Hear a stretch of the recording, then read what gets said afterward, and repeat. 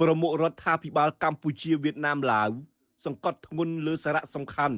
នៃទំនាក់ទំនងនិងកិច្ចសហប្រតិបត្តិការរវាងប្រទេសទាំង3សម្រាប់ការអភិវឌ្ឍនិងការរក្សាសន្តិភាពស្ថិរភាពក្នុងតំបន់នៅវេលារសៀលថ្ងៃសុក្រទី6ខែកុម្ភៈឆ្នាំ2026សម្ដេចមហាបវរធិបតីហ៊ុនម៉ាណែតនាយករដ្ឋមន្ត្រីនៃព្រះរាជាណាចក្រកម្ពុជាបានអញ្ជើញដឹកនាំកិច្ចប្រជុំនាយករដ្ឋមន្ត្រី3ប្រទេសកម្ពុជាឡាវវៀតណាមដោយមានការចូលរួមពីឯកឧត្តមផាំមិញជិញ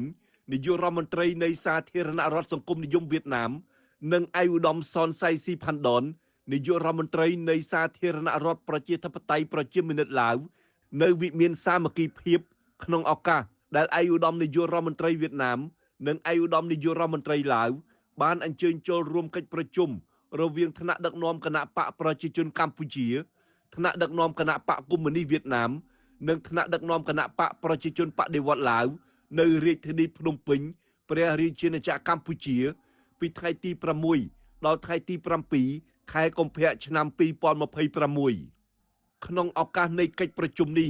សម្ដេចបវរធិបតីបានវាយតម្លៃខ្ពស់ចំពោះការប្រាស្រ័យទាក់ទងគ្រប់កម្រិតនិងកិច្ចសហប្រតិបត្តិការប្រកបដោយផ្លែផ្ការវាងប្រទេសទាំង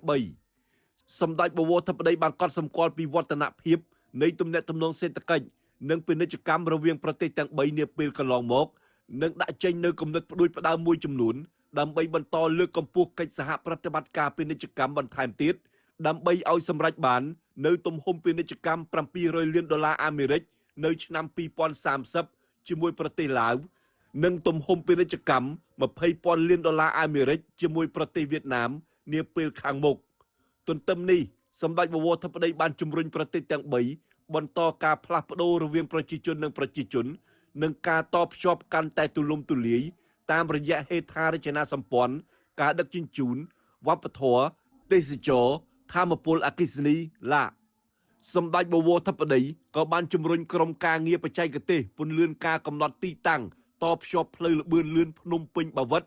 និងផ្លូវលបឿនលឿនហូជីមិញម៉ុកបៃប្រមុខរដ្ឋាភិបាលទាំង3បានសង្កត់ធ្ងន់លើសារៈសំខាន់នៃទំនាក់ទំនងនិងកិច្ចសហប្រតិបត្តិការរវាងប្រទេសទាំង3សម្រាប់ការអភិវឌ្ឍក៏ដូចជាការរក្សាសន្តិភាពនិងស្ថិរភាពក្នុងតំបន់